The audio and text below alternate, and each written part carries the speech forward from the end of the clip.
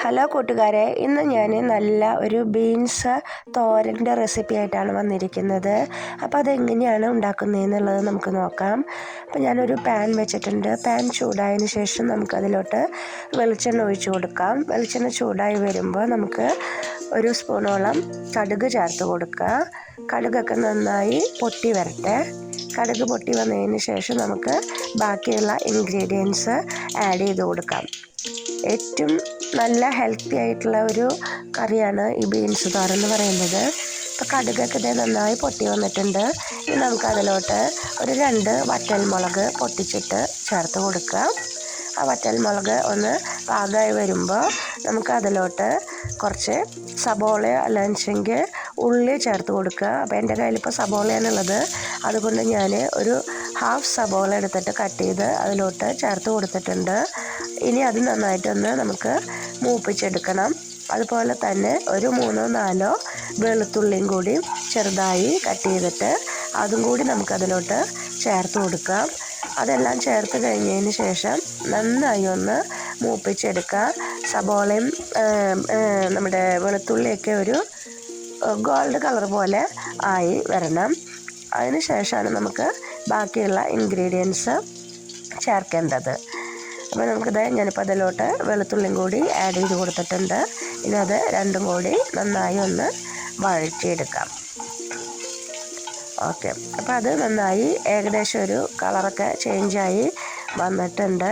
ഇനി നമുക്ക് അതിലോട്ട് ആവശ്യത്തിനുള്ള പൊടികൾ ചേർത്ത് കൊടുക്കാം. പൊടികൾ ഞാനൊരു 1/4 ടീസ്പൂണോളം മഞ്ഞൾപ്പൊടി ചേർത്ത് കൊടുത്തിട്ടുണ്ട്. ഇനി അതെല്ലാം നന്നായി ഒന്ന് മൂപ്പിച്ചെടുക്കുക. അത് കഴിഞ്ഞ് ഞാൻ ഇതിലോട്ട് ക്രഷ്ഡ് ചില്ലി പൗഡറും ക്രഷ്ഡ് ചില്ലിയും അതുപോലെ തന്നെ ചില്ലി പൗഡറും ഞാൻ ആഡ് ചെയ്യുന്നുണ്ട്. അപ്പോൾ ഒരു 1/4 ടീസ്പൂണോളം ക്രഷ്ഡ് ചില്ലി ഞാനിപ്പോൾ ഇതിലോട്ട് ആഡ് ചെയ്ത് കൊടുത്തു.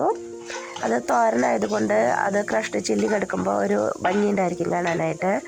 അപ്പോൾ നമ്മൾ അത് ആഡ് ചെയ്ത് കൊടുത്തു. അതുപോലെ തന്നെ ഇനി ഒരു 1/4 ടീസ്പൂണോളം മുളക് പൊടിയും കൂടി ഞാൻ ഇതിലോട്ട് ഈ സമയത്ത് ആഡ് ചെയ്യുന്നുണ്ട്. ഇനി അതെല്ലാം കൂടി നന്നായി ഒന്ന് മൊരിച്ചെടുക്കണം. മുളകിൻ്റെ ആ ഒരു റോ ടേസ്റ്റ് ഒന്നും നമുക്ക് ഉണ്ടാവാൻ പാടില്ല. അപ്പോൾ നമുക്ക് കറിക്ക് അതിൻ്റെ ഒരു ടേസ്റ്റ് ഉണ്ടാവില്ല. അതിന് ശേഷം ഞാൻ ഒരു കൈപ്പിടിയോളം തേങ്ങ ചിരകിയിട്ടുള്ളത് ചേർത്ത് കൊടുത്തു. ഇനി അതിൻ്റെ കൂടെ ഇട്ട് നന്നായി ഒന്ന് മൂപ്പിച്ചെടുക്കാം. അതെല്ലാം മൂത്ത് വരുമ്പോൾ നമുക്ക് അതിലോട്ട് ആവശ്യമായിട്ടുള്ള ഉപ്പ് കൂടി ചേർത്ത് കൊടുക്കാനുണ്ട്. ഉപ്പ് ഞാൻ ഇതുവരെ ചേർത്തിട്ടുണ്ടായിരുന്നില്ല. ആവശ്യത്തിനുള്ള ഉപ്പും കൂടി നമുക്ക് ഈ സമയത്ത് ഇട്ട് കൊടുക്കാം.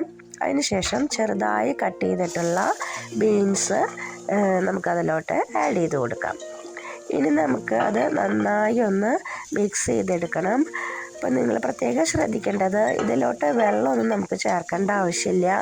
വെജിറ്റബിൾസൊക്കെ വെള്ളം ആഡ് ചെയ്ത് വേവിക്കുമ്പോൾ നമുക്ക് അത്രയും ടേസ്റ്റ് കിട്ടില്ല. അപ്പം അത് നമുക്ക് ആവിയിൽ മൂടി വെച്ച് വേവിക്കുമ്പോഴാണ് നല്ല ടേസ്റ്റുള്ള ബീൻസ് തോരൻ നമുക്ക് ഉണ്ടാക്കാനായിട്ട് പറ്റുക. അപ്പോൾ നമ്മൾ ബീൻസൊക്കെ എല്ലാം ആഡ് ചെയ്ത് കൊടുത്തിട്ടുണ്ട്. എല്ലാം നന്നായി മിക്സ് ചെയ്ത് നല്ല രീതിയിൽ യോജിപ്പിച്ച് വയ്ക്കുക. അതിന് ശേഷം ചെറിയ തീയിൽ നമ്മൾ അടച്ച് വെച്ച് വേവിച്ചെടുക്കുക. ഇത്രയേ ഉള്ളൂ. വളരെ സിമ്പിളായിട്ടുള്ള ഒരു തോരനാണ് ബീൻസ് തോരൻ. അതോടൊപ്പം തന്നെ വളരെ ഹെൽത്തി ആയിട്ടുള്ളതായിട്ടുള്ള ഒരു ഡിഷാണ്. അത് ഞാൻ മൂടി വെച്ച് വേവിക്കാൻ വെച്ചിട്ടുണ്ട്. അപ്പോൾ നമ്മുടെ ബീൻസ് തോരൻ റെഡി ആയിട്ടുണ്ട്. ഇതെല്ലാവരും ഒന്ന് ട്രൈ ചെയ്ത് നോക്കാം.